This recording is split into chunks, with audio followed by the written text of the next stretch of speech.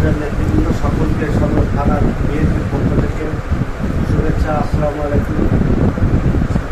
আমরা দেরিতে হলেও শুরু করেছি। আমাদের মাঝে উপস্থিত আছে আমাদেরই আর বোন, উনি এই মিটিংয়ের অংশ না, কিন্তু আমাদের অতিথি, ওনাকে ধন্যবাদ জানাই। আপনারা আজকে এই ছোট্ট মিটিং থেকে কিছু দিক নির্দেশনা নিয়ে যাবেন, আর এটাকে মাঠে বাস্তবায়িত করবার জন্য যে সকল পদক্ষেপ, সেই পদক্ষেপগুলি আপনাদের নিজেদের, কারণ আপনারা জানেন আগামী 26 সালে ফেব্রুয়ারির মাঝামাঝি ইনশাআল্লাহ বাংলাদেশের 9-10 জাতীয় সংসদ নির্বাচন অনুষ্ঠিত হবে। সেই জাতীয় সংসদ নির্বাচনকে সামনে রেখে আমাদের এই সিট খুলনা 2, এই সিটের কার্যক্রমগুলি আমাদেরকে চালিয়ে যেতে হবে। এখনও প্রার্থী হিসেবে চূড়ান্তভাবে কেউ মনোনীত হয় নাই।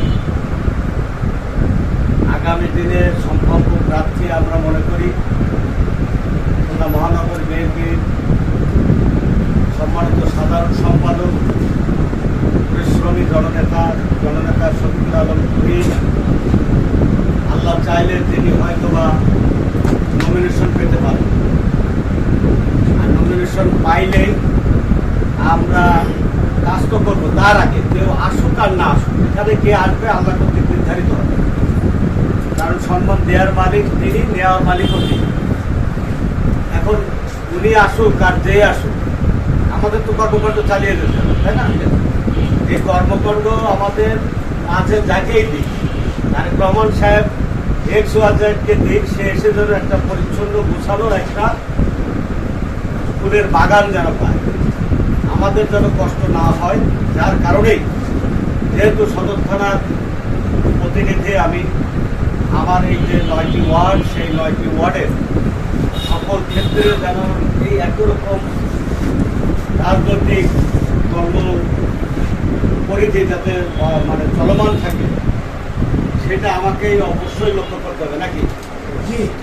নারীর ফলশ্রুতিতে আগে আমার ওয়ার্ড, যে ওয়ার্ডে আমার বসবাস, এই ওয়ার্ড থেকে আরও যে 8টি ওয়ার্ড আমার ভিতরে আছে, সব 8টি ওয়ার্ডেই এই অনুরূপভাবে আমরা কর্মকাণ্ডগুলো চালিয়ে যাব যতদিন পর্যন্ত না এই নির্বাচন সম্পূর্ণ হচ্ছে। একটু আগে বলেছি, প্রার্থী যেই হোক, আমাদের দেশ নায়ক তারেক রহমান সাহেব যাকেই দেবে তার পক্ষে আমরা কাজ করি, তাই তো? তবে আমাদের একটা আশা আকাঙ্ক্ষা থাকে যে আমরা যাদের সাথে রাজনীতি করতেছি তাকে কাছে পেলে হয়তো আমাদের আরও সুযোগ সুবিধা কীরকম, সেটা হলো রাজনৈতিক সম্মানটা আরও বৃদ্ধি পাবে।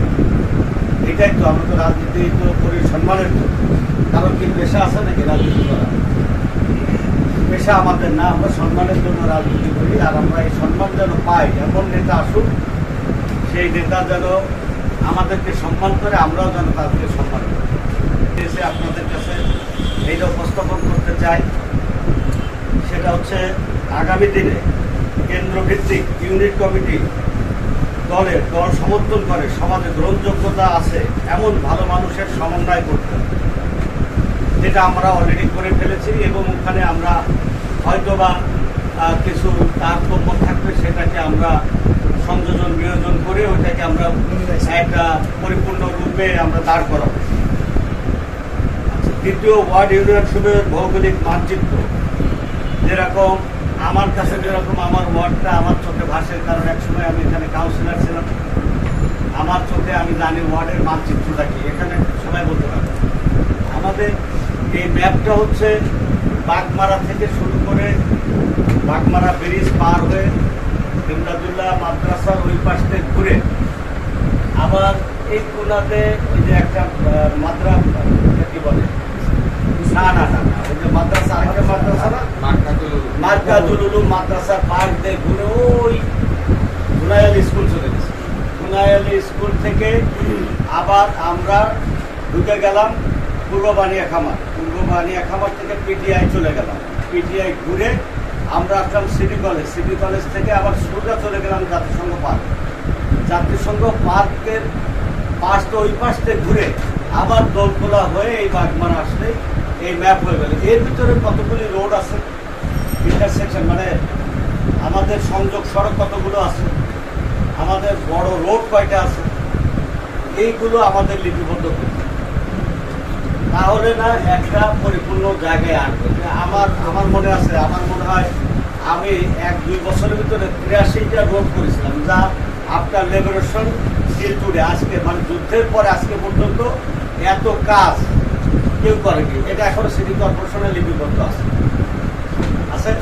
তাহলে এই যে জিনিসগুলো, এই যে রোডগুলো, গলিগুলো, কয়শো গলি আছে, এটা আমাদেরকে আগে লিপিবদ্ধ করতে হবে যে এই কয়শো গলি আছে, এই গলিগুলো এখান থেকে ওই পাশে বেরোনো বা কোনো জায়গায় যে আর বেরোনোর জায়গা নাই, এবং এই রোডের ভিতরে কারা বসবাস করে, সমাজের এলিট শ্রেণীর লোকরা এখানে বসবাস করে কিনা, যাদেরকে সাথে নিয়ে হাঁটলে আর 10 জন ভোট নেওয়ার আগ্রহ প্রকাশ করবে, এমন কাউকে নিয়ে হাঁটবো না যাকে দেখলে আমাদেরকে ভৎসনা করে, সামনাসামনি না করলেও পিছন থেকে ভৎসনা করবে যে কাদের নিয়ে ভোট চাইতে আসছে বা কাদের নিয়ে হাঁটছে।